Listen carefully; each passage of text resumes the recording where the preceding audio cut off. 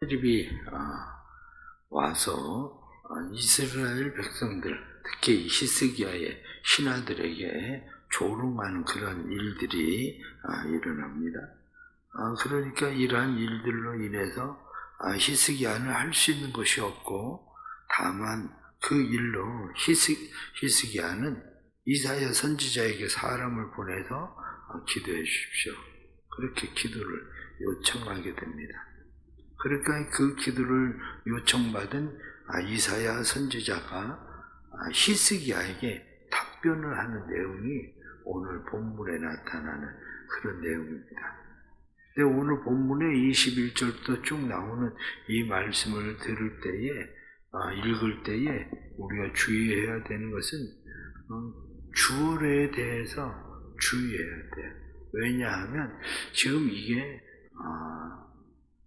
아수르의 왕이 하는 이야기인지 아니면 하나님이 하는 이야기인지 여기에 대해서 이것을 잘 이해하지 못하면 이 본문이 계속 무슨 얘기지? 하고 헛갈리는 그러한 상황들이 되는 거죠. 오늘 성경 본문에 나타나는 이런 말씀들 속에서 말씀 보면 22절 말씀 보면 그렇게 되어 있습니다. 여호와께서 그에 대하여 이같이 이르시되 처녀 딸 시온이 너를 멸시하며 조소하고 딸 예루살렘이 너를 향하여 머리를 흔들었느니라. 사실 여기 본문에 나타나는 이 말씀은 보면 상황과는 전혀 맞지 않아요. 왜 상황과 맞지 않느냐면 지금 처녀 딸 시온 그리고 딸 예루살렘 그들이 지금 아수르를 멸시하고 조소할 수 있는 상황이 아니거든요. 자기들을 지금 쳐서 멸하려고 하는 그 나라를 무시할 수 어떻게 멸시하고 조롱할 수가 있겠습니까? 그를 향해서 어떻게 머리를 흔들 수 있겠습니까? 그런데 여기 본문에 나타나는 말씀은 앞으로 그렇게 될 거다. 이렇게 얘기하는 거죠. 앞으로 그렇게 될 수 있는 그런 이유는 내가 회방하며 여기서 이것은 지금 아수르에 대한 이야기죠. 아수르의 사네립이 와가지고 지금 행한 그런 일에 대해서 그 일을 내가 회방하며 능욕한 것. 그런데 그게 누구를 향한 거냐? 그게 단순히 예루살렘, 이스라엘을 향한 게 아니라 그것은 곧 하나님께 향한 거다. 이 얘기하고 있는 겁니다.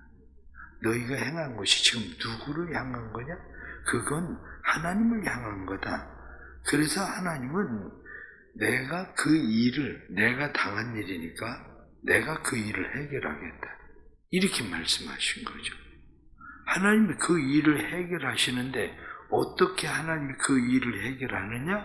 뒤에 나타나는 말씀에 보면 그 말씀에 34절의 말씀을 보면 위에서부터 나오지만 34절에 그가 오던 길로 곧 그 길로 돌아가고 이렇게 그가 왔던 길로 도로 돌아가게 될 거다. 그러면서 35절에 대저 내가 나를 위하여 내 종 다윗을 위하여 이 성을 보호하며 구원하리라. 그러니까 하나님께서 이 일이 내가 당하는 일이다. 그래서 내가 당하는 일에 대해서 내가 그 일을 보고 가겠다. 이렇게 하나님께서 말씀하시는 겁니다. 오늘 나타나는 말씀들 속에서 또다시 우리가 몇 가지 말씀들을 생각할 수 있는 그런 것들이 있습니다.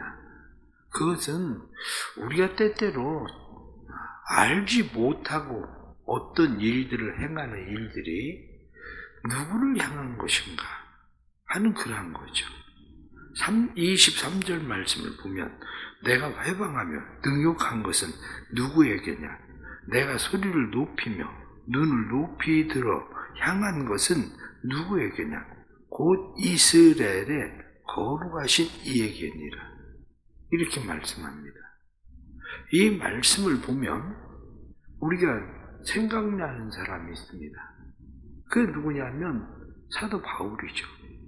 사도 바울이 사울이었을 때에 어떻게 합니까?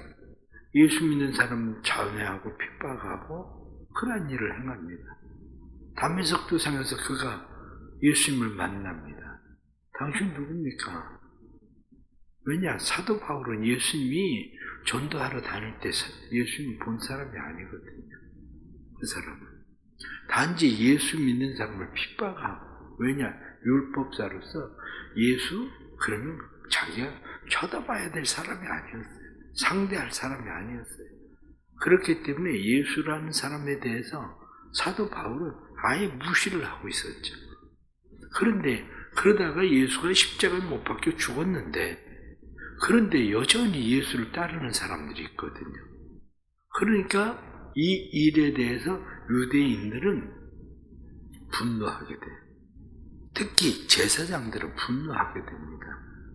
왜 제사장들이 분노하게 되는지를 잘 이해해야 됩니다. 제사장들이 분노하게 되는 것은 가장 중요한 것이 기득권이라는 거예요. 기득권. 기득권이라는 게 뭐냐? 이렇게 얘기하면 예수님께서 성전에 장사하던 사람들을 내쫓잖아요. 성전에 장사하던 사람들을 내쫓고 이런 일을 예수님께서 행하셨는데 제사장들은 불편해요. 왜냐? 제가 무슨 권리로 우리가 이 성전에서 장사를 하면서 세를 받고 있는데, 한마디로 돈, 이익을 취하고 있는데 지가 저까지 무슨 권리로? 이렇게. 그래서 그들은 당신이 이 일을, 누가 이 일을 시켜서 당신이 하는 거냐? 왜냐? 그동안 아무도 그 기득권에 대해서 달려든 사람이 없거든요. 기득권에 대해서 달려든 사람이 없는데 거기에 저항하는 한 사람이 생긴 거예요. 왜냐? 사람들은 그냥 그동안은 당연하게 여겼어요. 당연하게 여기던 일을 저항하는 사람이 생겼는데, 그때도 예수님을 어떻게 못한 이유가 뭐냐면 예수님을 따르는 사람들이 많았기 때문에 어떻게 못한 거였거든요. 그렇지 않았으면 그냥 놔뒀겠습니까?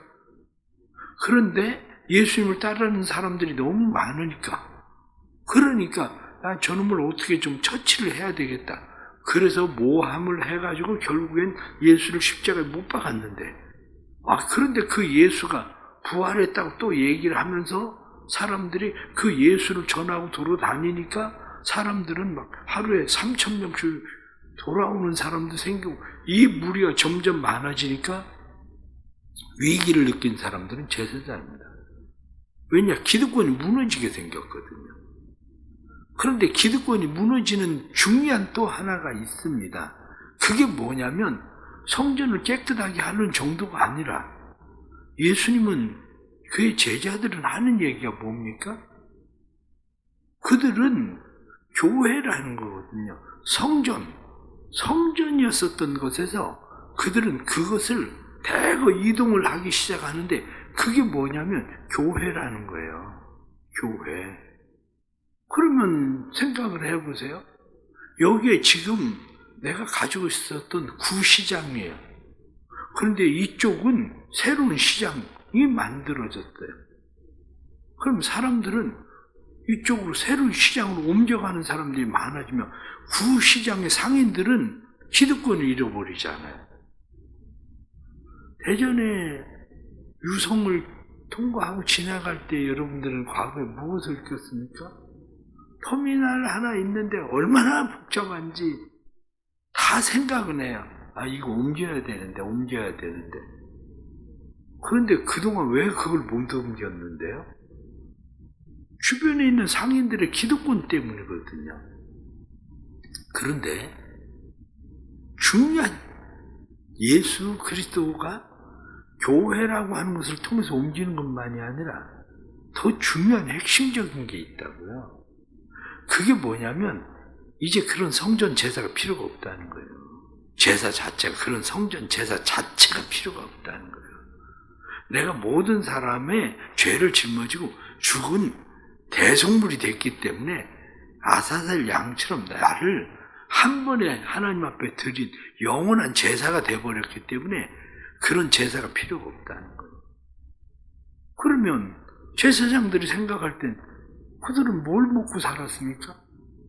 사람들이 그렇게 제사를 드리러 물건들을 가지고 와서 제사를 드리고 성전에서 그렇게 하면서 그걸 가지고 먹고 살던 사람들인데, 그런데 장사하면서 좀 더 이윤을 남기고 있었던 그것조차도 다 밀어버리고 예수님이 다 흩어버렸는데, 이제 그걸 흩어버리는 정도가 아니라 그런 제사도 필요가 없다고 그러니까 제사장들은 완전히 기득권에 대한 문제가 심각해진 거예요.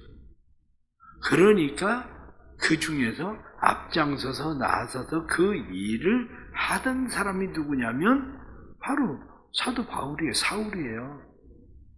그래서 예수 믿는 사람들을 잔해하고 핍박하고 죽이고 이런 일들을 막 하게 되는 겁니다. 그러던 사울이 다메섹 도상에서 예수 그리스도를 만났을 때, 사울아 사울아 왜 내가 나를 핍박하느냐? 그랬더니 사울이 이야기하기를, 당신 누굽니까? 내가 언제 당신을 핍박합니까? 그러니까 네가 지금 예수 믿는 사람들에게 하는 일이 나한테 하는 짓이야. 예수님이 그렇게 말씀을 하시는 거거든요. 우리가 그런 말씀들을 보고 오늘 성경에 나타난 말씀을 보면 뿐만 아니라 이스라엘 백성들이 광야 생활을 하면서 모세를 향해서 원망하고 불평하던 그런 일들에 대해서 하나님은 뭐라고 말씀하십니까? 그게 너를 향해서 한 게 아니라 나를 향해서 한 거야. 이렇게 말하잖아요. 이스라엘 백성들이 사무엘에게 이야기합니다. 우리에게 왕을 주십시오. 우리에게도 왕이 필요합니다. 그때에 하나님께서 사무엘에게 뭐라고 응답을 하십니까? 그들이 너를 버린 게 아니라 나를 버리는 거야. 이렇게 말씀하시잖아요. 그렇다면 우리는 여기서 잘 생각해야 되는 것이 바로 그거예요. 나는 시온, 나는 예루살렘이 맞나? 그거예요. 내가 진짜 하나님의 시온이 되고 하나님의 예루살렘이 되면 하나님이 오늘 성경 본문에 나타난 말씀처럼 내가 보호할 거다. 그래서 말씀에 그렇게 말씀하잖아요. 하나님께서 말씀하시던 것이 뒤에 나타나는 35절 말씀처럼 대저 내가 나를 위하여 내 종 다윗을 위하여 이 성을 보호하며 구원하리라. 나를 위해서. 왜? 내가 당하는 일이야. 그러니까 나를 위해서. 성경은 그렇게 말씀하는 거죠. 그렇다면 우리는 믿음을 가져야 돼요. 그 믿음이 뭐냐? 내가 보복하지 않아도요. 하나님 보복하신다는 믿음이에요. 근데 이게 굉장히 무서운 거거든요. 내가 다른 사람에게 억울한 일을 당하는 것처럼 느껴지죠. 그래서 정말 억울하다, 힘들다, 내가 어떻게 좀 해봐야 되는데 이렇게 생각하는데 꼭 그렇게 안 해도 돼요. 왜냐? 내가 시온이고 내가 예루살렘이야. 말씀에 나타나는 것처럼 성경은 처녀 딸 시온, 딸 예루살렘 이렇게 말씀한 것처럼 내가 분명한 하나님의 자녀면 하나님이 일하실 거예요. 내가 보복하는 게 아니라 마치 내 자녀가 어떤 어려움을 당했을 때 내가 가서 자녀를 위해서 싸워주듯이 하나님이 하실 거예요. 그러니까 우리의 마음 가운데 내가 딸 시온, 딸 예루살렘 이렇게 말씀하는 것처럼 내가 분명한 하나님의 자녀인가에 대한 믿음이에요. 또 다른 하나는 주의하셔야 되는 거예요. 사람들에게 함부로 하면 안 됩니다. 어떤 일들에 함부로 끼어서 그 일에 대해서 내가 나설 일들 아닌 거 잘 생각하셔야 됩니다. 그렇지 않으면 내가 당합니다. 그 사람이 진짜 하나님이 보호하시고 하나님 책임져야 될 하나님의 사람인데 내가 그 사람을 멸시하고 무시하고 그러면 그 일은 누구에게 오냐? 그 일은 나한테 오는 일이에요. 그 일은. 그래서 제가 종종 얘기하잖아요. 교회 싸움하는데 가능한 한 끼어들지 마세요. 목숨 걸고 그 교회를 지켜야 된다는 생각하지 마세요. 그 다 기득권, 보이지 않는 기득권 싸움이에요. 거기 내가 정말 주님을 위해서, 의의를 위해서 뭘 하는 것처럼 생각하고 달려드는데 정말 그런지는 생각을 해보시고, 정말 그게 하나님을 위한지를 생각을 해보세요. 정의를 위해서 싸우지 말란 얘기가 아니에요. 정의를 위해서 싸우지 말란 얘기가 아니라 내가 잘못 판단하고 있는 일들이 하나님을 대항하는 일, 하나님을 대적하는 일, 그 일이 될 수 있다는 거예요. 그 일이. 그래서 그러한 일들을 우리가 잘 분별하지 않으면 우리 신앙생활에 오늘 성경 본문에 나타나는 말씀처럼 나를 위하여, 다윗을 위하여 내가 그들이 왔던 그 길로 돌아가게 할 거다. 그것뿐만 아니라 사내립은 그렇게 죽음을 당하게 될 거다. 그렇게 말씀한 것처럼 하나님께서 하루아침에 18만 5천 명이라는 사람이 다 떼죽음을 당하고, 그리고 돌아가서 그가 니스록이라고 하는 자기 신전에 가서 그곳에서 제사를 드리다 그 아들에게 죽음을 당해요. 그 아들에게. 그러게 우리는 이러한 일들에 대해서 잘 구분을 해야 됩니다. 또 오늘 성경 본문에 나타난 말씀을 보면 36절 말씀에 그렇게 되어 있습니다. 내가 어찌하여 듣지 못하였느냐? 이 일들은 내가 태초부터 행한 바요, 상고부터 정한 바로서 이제 내가 이루어 내가 견고한 성읍들을 헐어 돌무더기가 되게 하였노라. 내가, 여기서 내가는 지금 아수르에 대한 이야기입니다. 내가, 그래서 사내립에 대한 이야기죠. 뒤에 나타난 이 일들은 내가, 여기는 하나님이에요. 하나님이. 내가 태초부터 정해서 내가 그것을 너에게 내가 이루게 하는 거다. 그러니까 네가 그 성을 공격하고 그 성을 손을 댈 수 있는 거지, 너는 단지 내 도구일 뿐이야. 그 얘기하고 있는 거죠. 너는 내 도구일 뿐이야. 그렇습니다. 내 도구일 뿐이라고 하나님이 말씀하시는데 사내립은 그걸 알지 못하는 거죠. 그러니까 내가 무엇을 한다고 계속 생각을 하고 있는 거예요. 내가 예루살렘에 대해서 지금 예루살렘이 어느 정도 힘든가를 생각을 해보면 사내립이 지금 공격한 것이 처음 공격한 게 아닙니다. 그 전에 공격을 해왔을 때는, 사내립이 공격을 해왔을 때는 금 30달란트를 내놓으라고 해요. 은은 300달란트를 내놓으라고 해요. 그러니까 그때 하는 수 없이 성전의 금 껍질 다 뺏겨가지고 30달란트면 1톤이에요. 금 1톤을 내놓으라고 그러는 거. 아니, 금 1톤을 내놓으라고 그러니까 금 1톤을 거두기 위해서 성전 껍질까지 벗겨가지고 준 거예요. 그런데 그 일을 지금 또 당하고 있는 거거든요. 그런데 하나님이 뭐라고 이야기하느냐? 내가, 그래서 그 뒤에 28절 말씀 보면 내 거처와 내 출입과 내가 나를 거슬러 분노함을 내가 아노라. 네가 나를 거슬러서 분노했다. 그렇게 말하죠. 내가 너에게 허용하니까 네가 한 거야. 그런데 네가 도를 넘어갔어. 나를 위해서 내가 그래서 보복하는 거야. 이렇게 얘기하시는 겁니다. 이 일이. 그렇습니다. 우리가 살아가면서 내가 어찌 듣지 못했느냐? 이렇게 말씀한 것처럼 잘 들어야 돼요. 하나님께서 주시는 말씀을.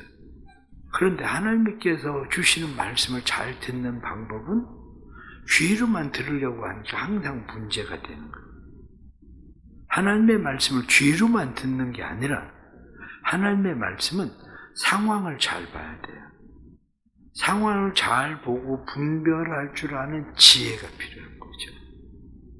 상황을 잘 보고 분별할 수 있는 지혜를 가지고 있어야 지금 내가 하는 일이 하나님이 허용해서 하시는 일이구나.